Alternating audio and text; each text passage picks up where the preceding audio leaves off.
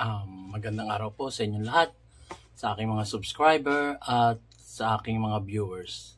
So, i-feature ko naman po itong kasama kong yung biyanan ko, my mother-in-law, na 80 years old na.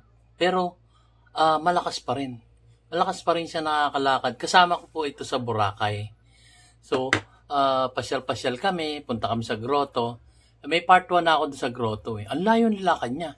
80 years old. Sinasabi ko nga doon, huwag natin pababayaan ang ating mga matatanda sa bahay lang. Kailangan exercise din.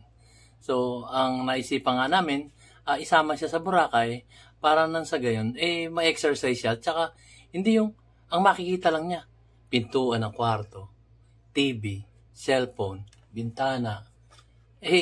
Lalo po manghihina yung ating mga nakatatanda sa atin. So, 80 years old na to. Napakalakas pa. So, after ng grotto, yun nga yung una kong vlog, dinala ko siya sa, doon sa apo niya, na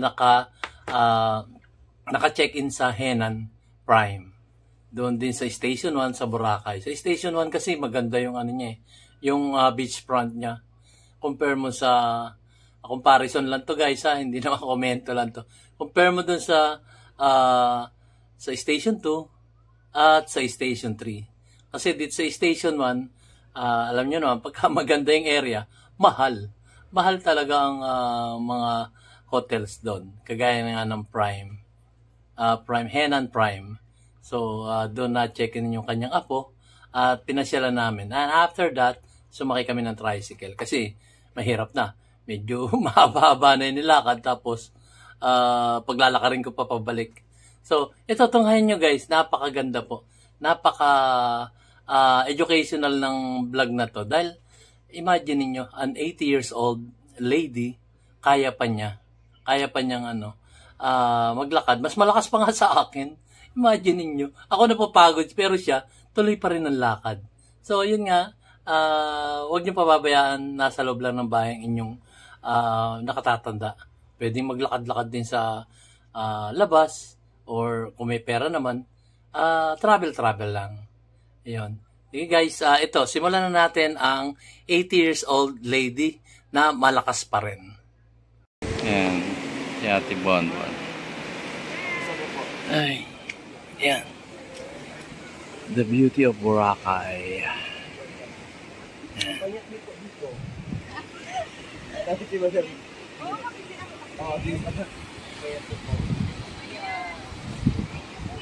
Waves.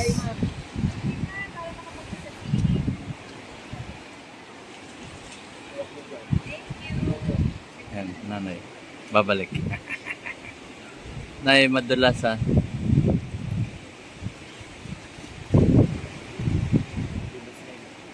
palagi sa simbahan yan. Palagi po sa simbahan. Palagi. Taong simbahan yan. Ayan. Kami taga ano pa kami? Para maikot niyo pa yung wheel. Taga Taytay pa kami. Hanapin niyo lang si Bonbon para para ma-assist kayo ng maayos. Opo, dito po ako maghapon, babad po ako sa init. Kaya namin nalaman na may grotto. Ay, baka istasya uno ko. Ayan, kasi malapit yan. Yung Henan. Henan ano po? Henan. BGC, Henan. Hindi, yun dito sa Henan. dito sa Station 1. Ako, Henan Pablo. Yun lang, nag-iisa rin sa Station 1 yun, ba? Malapit lang ba? Malapit lang? Sa may mga nyug na yan, yung may lifeguard po. Mga ilang ano kami, ilang minutes ang lakad? Lakabin nila po, dyan na yung Henan. Puntahan ba natin si Judith? Ano po yun? Henan ano po? Henan Farm. Dito lang paglampas nitong grotto, yun lang naman Henan dito, di ba? Yun na po yung Henan. Wala nang iba, di ba? Yun, doon. Doon po sila nakatikin. Yung kanyang apo.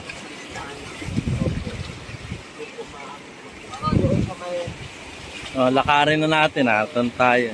Baka tayo makakain doon.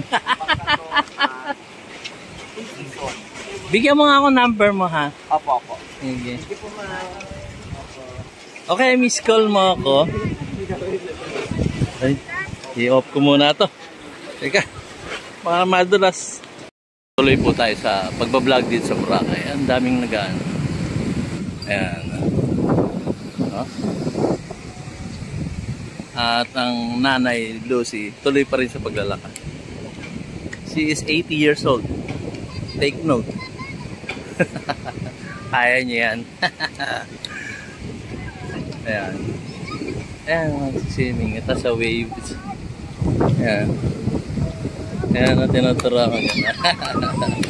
Natuwa, diba? Hoy! Oh. Oo, sige. Sarap dito. Strawberry dali. Promise. Ayan, nagtuturo ng lakad. Ayan, naglalaro sila. Ayan. Dahil kayo nakakita, guide nyo ako kung naroon tayo. Nanay, paano guide sa akin ko na? Malabo nga mata ko, guys. So, tour guide ko ngayon ang nanay ko. Para makarating doon sa inuupahan ng apo niya. Dito sa station 1. Ayun, guys. Tapos na kami doon sa grotto. So, samahan nyo ako. Pasyal-pasyal tayo. Diba? Marami kayong, kumbaga parang kayong sumama na sa tour ko. Sit back and relax. Watch a movie. Most probably mga 8 o'clock. So, ang tour guide ko, nanay, pumunta kami dun sa nire-renta ng apo niya. Tapos iwan ko siya doon. Parang hindi na siya babalik dun sa doon, medyo malayo, guys, eh. Dito medyo malapit. So, dito siya mag-i-stay muna. At magagala naman kami mamaya. Susunduin ng tricycle.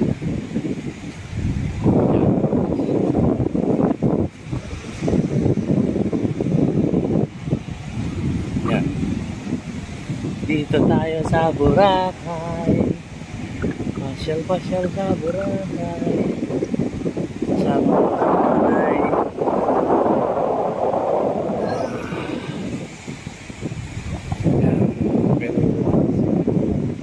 Dito sa Boracay.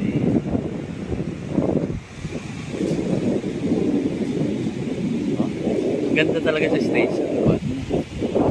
Ang lapad ng ano niya eh, beachfront, oh. Kasi ito sa station 2 tsaka sa station 3 maiksi lang ang beachfront niya. Ito ang lawak pala, kaya pala very popular tong station 1. Oh, imagine niyo, ang laki kasi ng beachfront niya. Halos probably ito mga estimated ko mga 100-150 meters yung beachfront niya. Oh, guys, 100 haba ng beachfront niya. Pinanggalingan namin. Oh, di ba? Yan. Tapos diretso pa kami.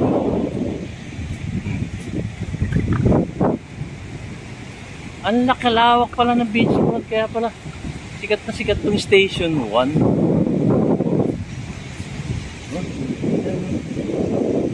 Ano yun, ay? May pera? Ano yun? Bato. Ah, bato. Souvenir. Linaw pa ng mata ng nanay, imagine. 80 years old. Tapos, ako wala na, hindi ko na nakikita yan. Na-accident kasi. Yamashita. Tuloy kami naglalakad. Siguro mga less than an hour na kami naglalakad. Papunta sa grotto, from grotto going here. Ano, may nakita kayong pera?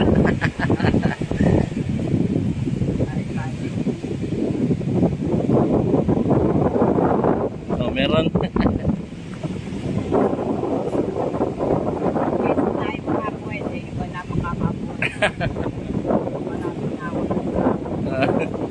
Hindi sila yung pinalad eh. Hindi, baka malapit na tayo. Tatanong natin. Libre naman magtanong. na ano na? Hindi. Yung tinanong mo okay. Saglit lang guys. At ni natin yung henan. Guys, so, diretso kami. Doon pa yung Henan Prime. Henan Prime pala yun. Yan. Siguro mag-alas 9 na. Kaya nga dapat ang nanay doon na mag-stay para susunduin na lang doon sa kabila. Magko-communicate na lang sila doon. From station 1 to station 2. May cellphone naman eh. O, ano nangyari? Ayun, namumulot ng pera. Bato ba? Gana, baka perlas yan. Ha? Maganda eh, tago niya. Souvenir yan. Naghahanap ng pera nanay.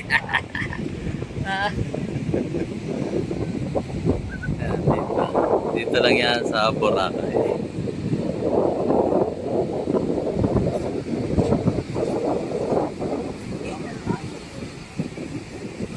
Sigurado mga nag-aalala na yun ay. Sana nanay yung dalawa. Niligaw na yata ni Oliver.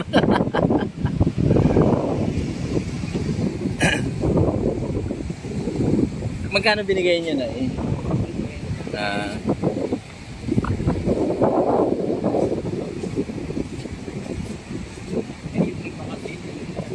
Kaya doon sa may lifeguard na na bahay, yung tapat noon. Yung kay na Judith na yun.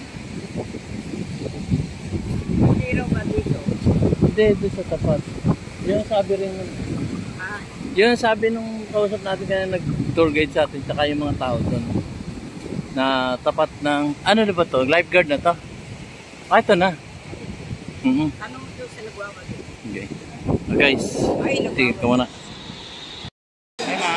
So, narito na tayo sa Henan. Antay natin. Punta namin si Judith. Henan. Ito ang siguro breakfast dito. Sir, saan ang papuntang front desk? Dito? Dito. Dito? Ha? Okay, thank you ha. Alam mo bang 7 Henan na yung napuntahan namin? Morning.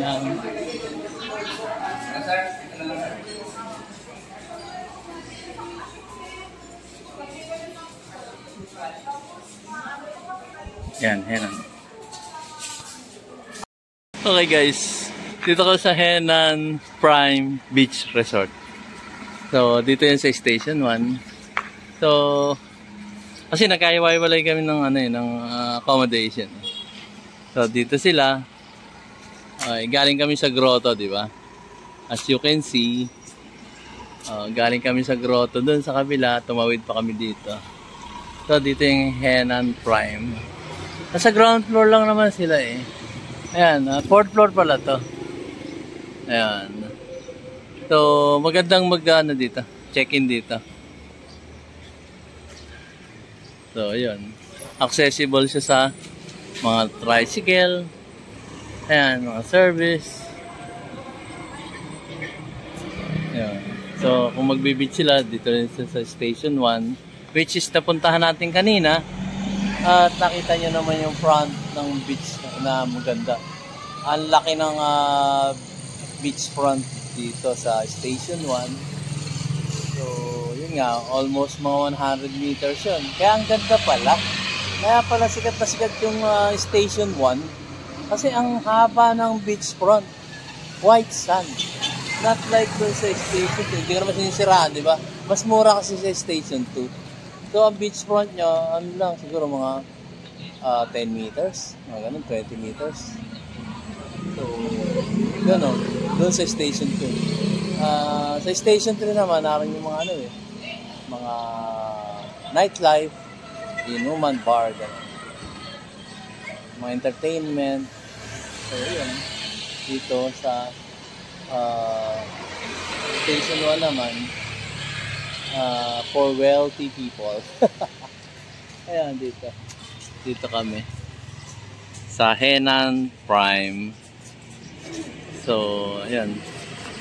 I-post ko muna ito, guys. Nantay pa namin yung binisita namin dito.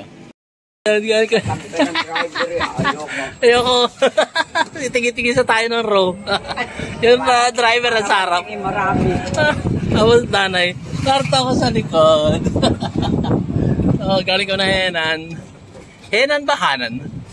Henan po. Henan.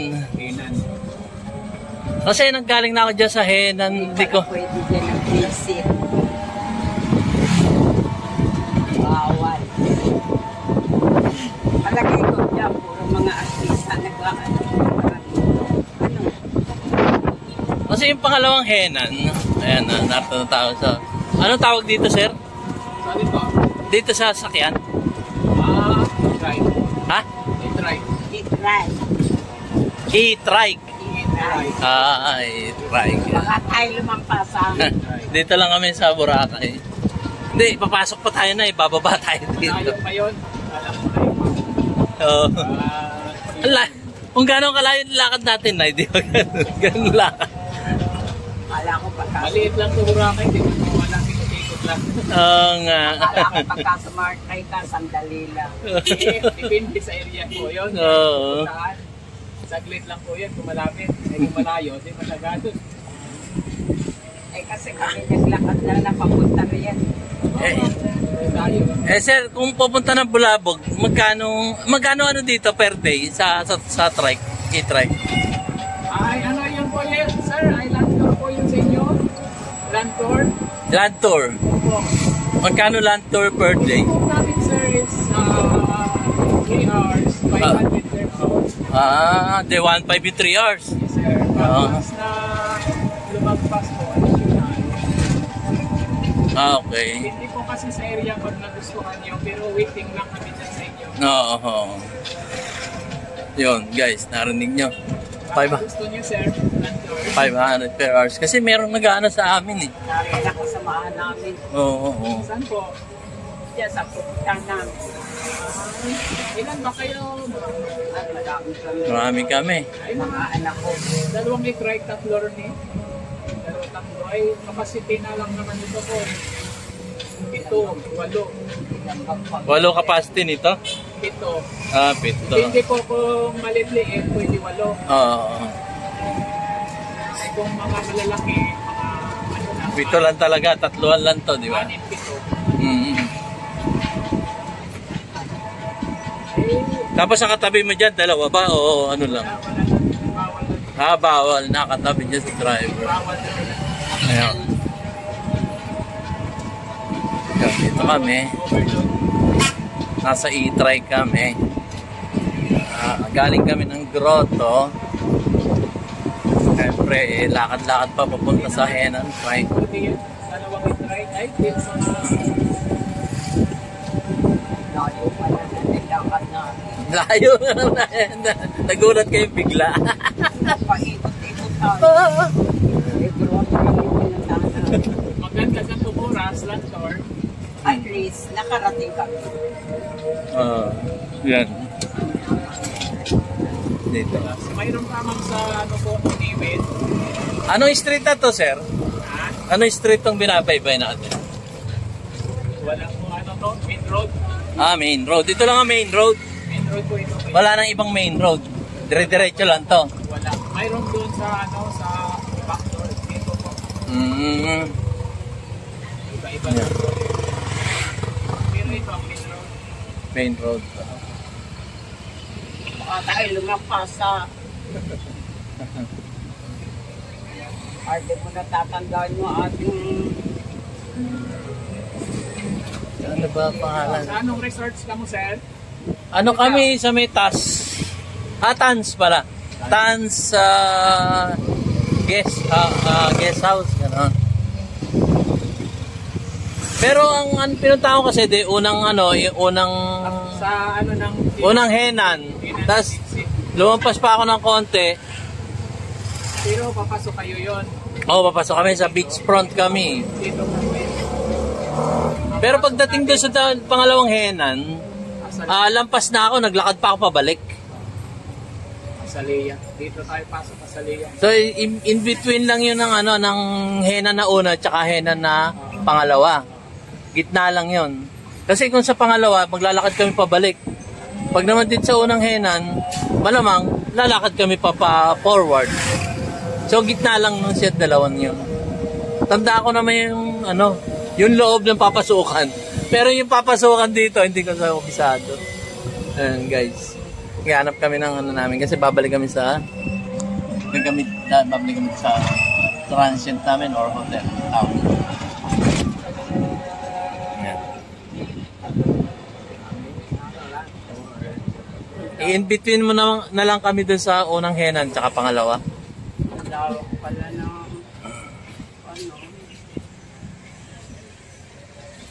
Meron din doon, Henan Palm. Parang ito nga yun. Tapos binaba kami banda ron dahil wala na, hanggang dyan lang yung tricycle, di ba? Oh, yung e-trike. Tapos naglakad kami papasok sa loob. Parang ito nga yung pinasukan namin from port. Tapos pinasok kami ng e-trike dito. Oo nga, ito na nga yata. Doon ko mo siya malalaman pagpasok namin sa loob, pag naglakad na kami. Yan, daming hotel dito. Ang business kasi dito, e-trike, hotels, yun. Dito sa Boracay. Kaya kumikita lang. Ano sir? Ito na ang Ito na yung dead end. So maglalakad na kami. Ito sir. Okay. Ay, dali lang po. Okay, sige. Yan, dito na kami. So, we will start here na maglakad. Hindi naman tayo dito. Hindi, maglalakad pa tayo na ito. Ikot lang po ako.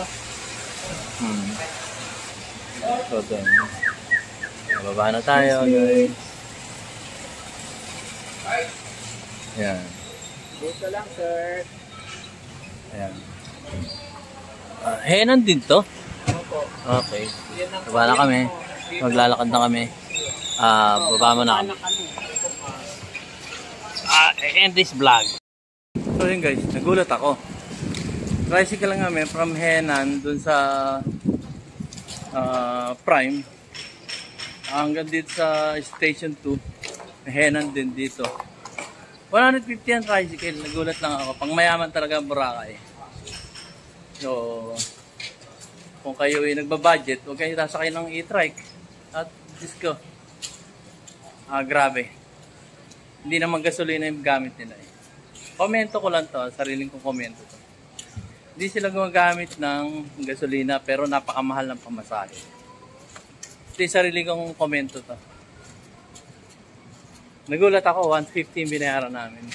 Tayo hindi na alam ganyan dito eh. Hindi, diretso tayo dun sa Tapos, it's either kakaliwa tayo kakaan. Pagdating natin doon, alam na nila yung pupuntahan natin. Alam nila yung Atans. Ayun guys. So, short video lang to. Kung kayo nagbabalak mag-e-try, make sure na itanongin nyo muna yung driver kung magkano pamasahe. Kung kaya nyo, so, sakay kayo. Pero kung hindi nyo kaya, mahirap. Nagulat ako, 150 binayaran ko. Samantalang according to my daughter, 100 lang binayaran nila. Tapos, ewan ko kung tinaga kami o ano, hindi ko alam. Nagulat lang talaga ako sa presyo niya, 150. Ayan. So guys, end ko muna dito yung vlog ko. Okay guys, at natunghayan nyo na ang aking mumunting video. Maraming salamat po at sa papanood nyo ng aking mumunting video. So, sa patuloy na pagsuporta sa akin. At yun nga, komento ko lang. Kasi sumakay kami ng tricycle going back. The problem is, according to my daughter, 100 lang ang pamasahe. Tapos, ginawa kami 150. Ewan ko. Sana naman magbago yung kanilang mga shoutout po doon sa mga nag-i-e-trike. Huwag naman po sanang singilin ng sobra-sobra ang ating mga turista. Kagaya namin, yung napasyal doon, at para mag-unwind, yun, mahirap naman po yun. Shoutout po sa mga nag-i-try. Kasi, ang sabi nila, according to them, sakop sila ng DNR. Ayun, hindi ko alam. Basta sa tourist. Sa tourist, under sila ng tourist. Pero napakamahal po ng pamasahe. And according to dun sa ibang e-trike na nakausap ko, is nagba-boundary lang pala sila. Ang boundary nila is 1.5. Imagine, kaya naman pala nagsusumigasig na yung iba maningil ng mas mataas kasi nagba-boundary sila, naghahabol din sila ng boundary nila. Kaya kawawa naman yung ating mga driver ng e-trike dun sa Boracay. So, kung bababaan sana na nila yung kanilang boundary, edi hindi na mag-iisip yun na taasan yung singil doon sa mga pasahero, di ba? So, may taripa daw sila, which is per hour, imagine 500 per hour. So, sasabihin nila, kasi boss, charge pa namin yan pag nalobat. Ang mahal-mahal ang charging, ng isang battery. Napakahaba pala ng battery nun. Kung gaano kahaba yung e-trike, yung bangkuhan, ganun din kahaba yung battery lang ipapacharge. So, yun naman, pagka papacharge sila, sasaulin nila yung battery lobat, tapos papalitan ng battery na fully charged na. Kaya lang, minsan, ewan ko, sila yung naganit. Pero, nung kami magpunta sa konting informations lang to, guys, kasi informative yung aking vlog. So, kung nagtitipid kayo sa travel nyo, meron doon mga motorsiklo na nagcha-charge ng 30 pesos per person. So, kung 30 pesos ang isang tao, dalawa kayo, aangkas doon, 60 pesos lang yun. So, mas makakasave kayo kung yung mga motor na gumagala doon. Hindi sila nag-offer kasi parang hindi pa sila legit na mamasahero. Gawa ng parang ang gusto doon sa Boracay, mga electronic bike na para sa environment, hindi siya mausok. Yun. And then the problem is, yun nga guys ang mahal-mahal ng singil So, shoutout sa tourism. Gawan nyo naman ng paraan. Kawawa naman. Hindi naman lahat ng tao doon, may kakanyahang magbayad ng mahal. Diba? Meron din mga mahihirap na sumusubok katulad namin na papasyal doon sa Boracay para makita yung ganda ng Boracay. Diba?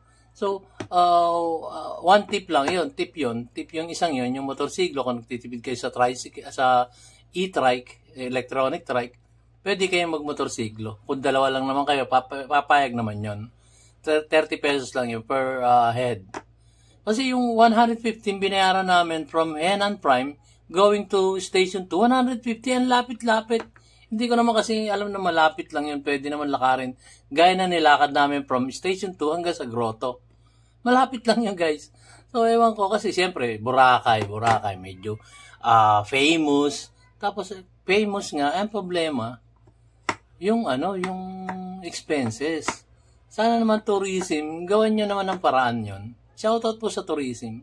Gawan nyo naman ng paraan na yung kapwa natin mahihirap, makapunta dyan sa Boracay at makapag-budget naman. Tayo po nasa mahihirap na sinasabi nilang nasa laylayan ng lipunan. Wag naman po sana.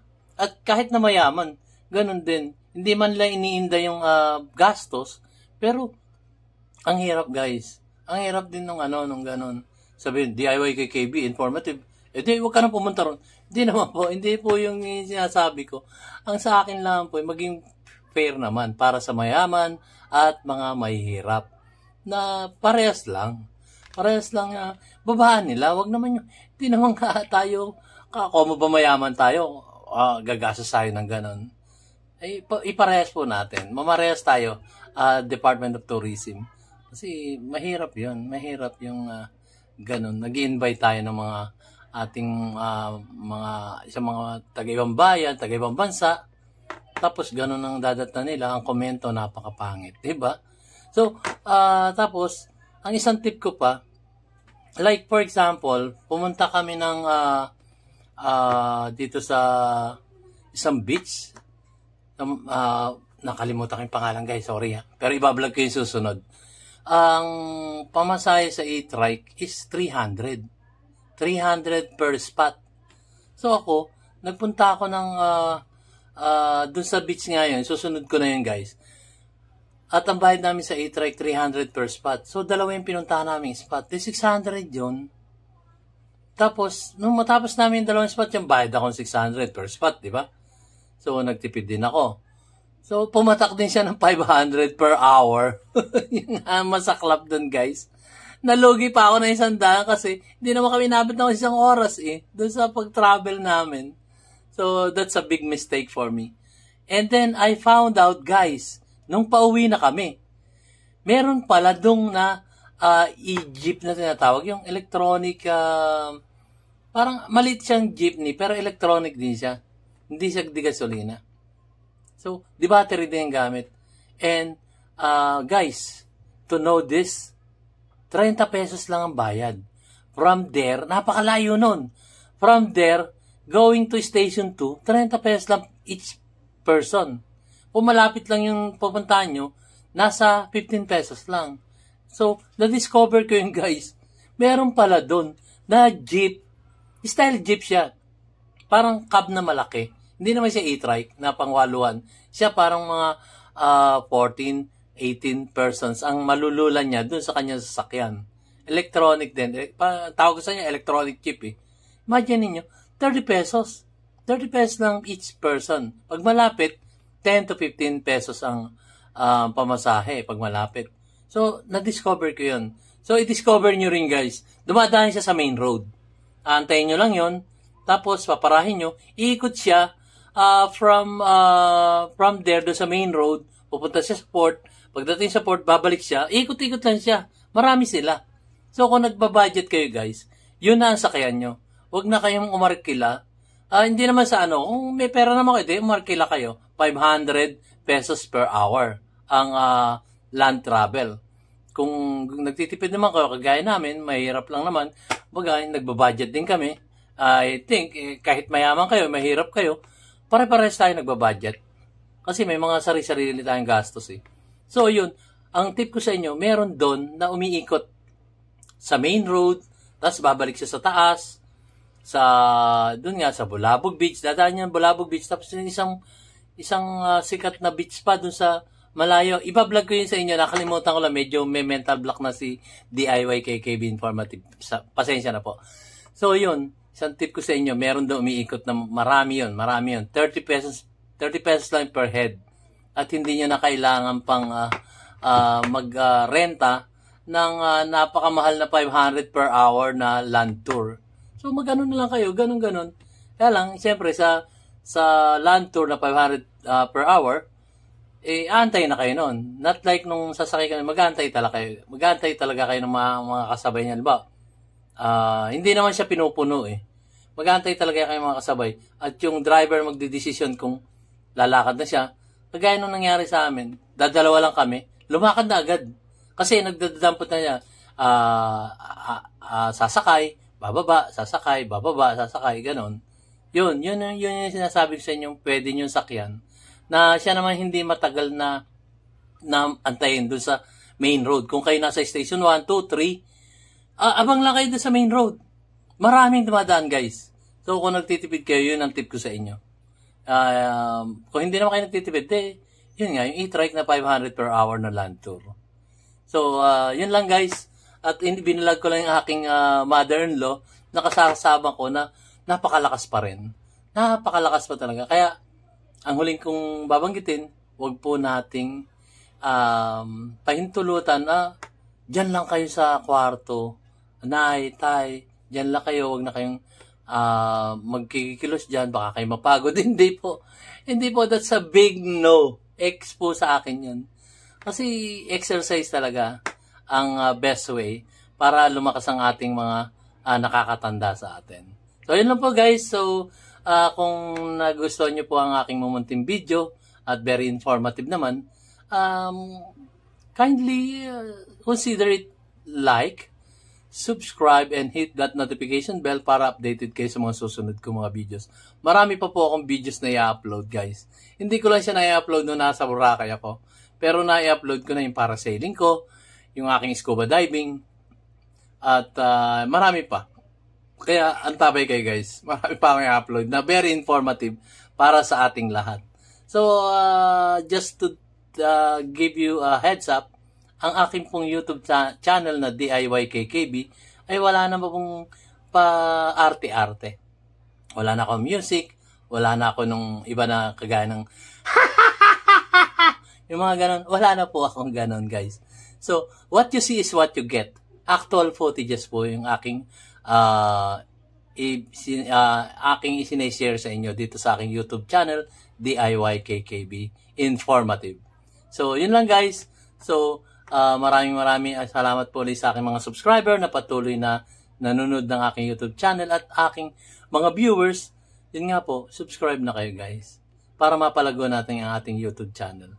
So, thank you guys for watching, and sinasabi palagi ni DIY KKB Informative, God bless, keep safe, and you have a great one.